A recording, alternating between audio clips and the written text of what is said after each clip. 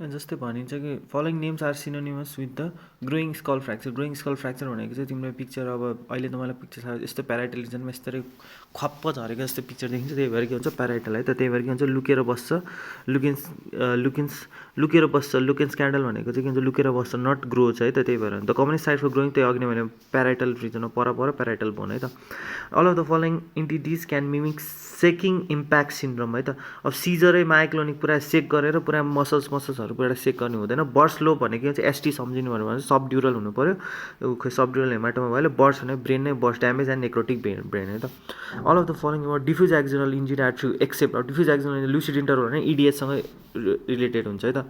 अब नेक्स्ट भनेको के हो तिम्रो in which of the following head injuries axonal rolling is a feature. Axonal rolling भन्छ डिफ्युज एक्जनल इन्जुरी भयो। कमन लिजन इन हेड जसलाई पनि के हुन्छ कन्फ्युजन भनेर त्यत्रो सुमन सरले हामीलाई सिकाएको है। सेन्ट्रिपेटल थ्योरीले चाहिँ के भन्छ भन्दाखेरि जति डेप्थ भयो नि lesion depth is dependent on the force of injury है त, 8 को ए है। त्यसपछि आयो तिम्रो के हुन्छ the minimum volume of epidural infra tentorial छ नि। अब यो टेन्ट भयो भने के हुन्छ यो 10 ml है त। The volume of the epidural is calculated by ABC/2 यो त हामीले गरिरहेको हो होइन, त्यसमा कुनै नयाँ नौलो कुरै भएन है। अब नेक्स्ट क्वेसन लेस्टको डिमेन्सिया प्युजिलिस्टिका भनेको चाहिँ के हुन्छ पुरा बक्सर्सले के हुन्छ पुक्क दिँदा पचाक पुचुक बनाउँदा के हुन्छ डिमेन्सिया प्युजिलिस्टिका भनेको है त। ओपिएलएल भनेको चाहिँ के हुन्छ C5C6 लेभल हुँदा अलिकति बेन्डिङमा हुनु पऱ्यो है। The incidence of bleed in subduration more than in super. किन भन्दाखेरि चाहिँ ब्रिजिङ भेन्सलाई चाहिँ के हुन्छ सपोर्ट भएपछि के हुन्छ अरू ठाउँमा अलिकति कम हुन्छ है। Which of the following statement is are correct भन्छ त कन्फ्युजन भन्छ त के हुन्छ टीको के हुन्छ एफ र एफ टेम्पोरल र फ्रन्टल रिजनमा के हुन्छ कमन हुन्छ है त। Which of the following best describes moderate ओडेरेट भनेर 0 डे भनेको 24 आवर्स ग्रेटर देन 24 आवर्स त्यो हामीलाई थाहा छँदैछ विथ डिसेरेब्रेट ई हुनु पऱ्यो है त। ई भने चाहिँ सेरेब्रम नै जानु पऱ्यो, त्यही भएर के हुन्छ यसलाई नै के भन्छ मोडरेट DAI भनेर भन्छ है त। माइल्ड मोडरेट सिभियर हुन्छ यो थाहा भएको अहिले त थाहा भइसक्यो। Which of the following indicates for ICB monitor भन्छ 8 नै हुनुपर्छ, 10 ले काम गर्दैन त। The lower limit cerebral perfusion pressure सेरेब्रमलाई हाफ बनाउनुपर्छ। लोअर लिमिट भनेको के हुन्छ 50 mm अफ एचजी है त। Cerebral perfusion pressure lower limit 50। All of the following are signs of skull base fracture except. अब कर्नास नोज भनेको चाहिँ के हुन्छ हाम्रो ब्रेन स्टेम हर्नेसनले गर्दाखेरि हुने भन्ने थाहा छ त।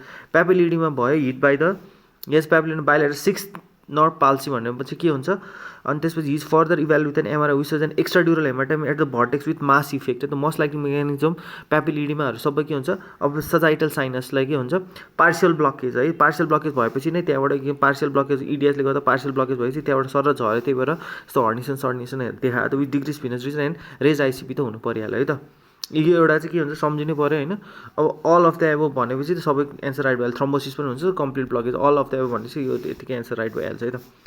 त्यसपछि अर्को आयो which of the following criteria CT scan indicator treating and extra dural haematoma all छ, त्यही भएर अल नै भइहाल्यो। मिड लाइन सिफ्ट 5 थाहा छँदैछ, क्लट थिकनेस 15 mm थाहा छँदैछ, clot volume 30 ml less than 30 ml है त। Must likely to present early occipital region सानो छ, त्यही भएर के हुन्छ सानो भएपछि भइहाल्छ small space so present early. Features of hypertension and tachycardia in posterior fossa space अग्नु कुसिङ्स भेरिएन्ट रेस्पोन्स। अब कुसिङ्स भनेको त तिम्रो हाइपरटेन्सन र ब्राडी हुन्छ होइन, अनि त्यही भएर अब यसमा चाहिँ के हुन्छ हाइपरटेन्सन र ट्याकी भयो पनि के हुन्छ भेरिएन्ट रेस्पोन्स है त। DAIR correct it was first describe by strict. अब के हुन्छ डीमै त हुन्छ 23 को चाहिँ के हुन्छ डी है त, सबै कुरा 23 को डी है त। It was first describe by भइहाल्यो। It is usually in grade 3 there are lesion cerebral पेटेन्टको क्यारोटिड आर्टरी थर्ड क्लास हुनको लागि चाहिँ के हुन्छ मोर इन द एडल्ट हुँदैन कि बच्चाहरू चाहिँ के हुन्छ एकदमै थर्ड क्लासको हुन्छ कि। About the apnoea test all of the following are correct except. अब के हुन्छ भन्दाखेरि प्रि एक्जिनेसन अब यसमा अल छैन होइन। अनि त्यसपछि अब during the disconnection if ABG reviews पिसिड and there are no respiratory efforts the patient is brain dead त होइन नि त।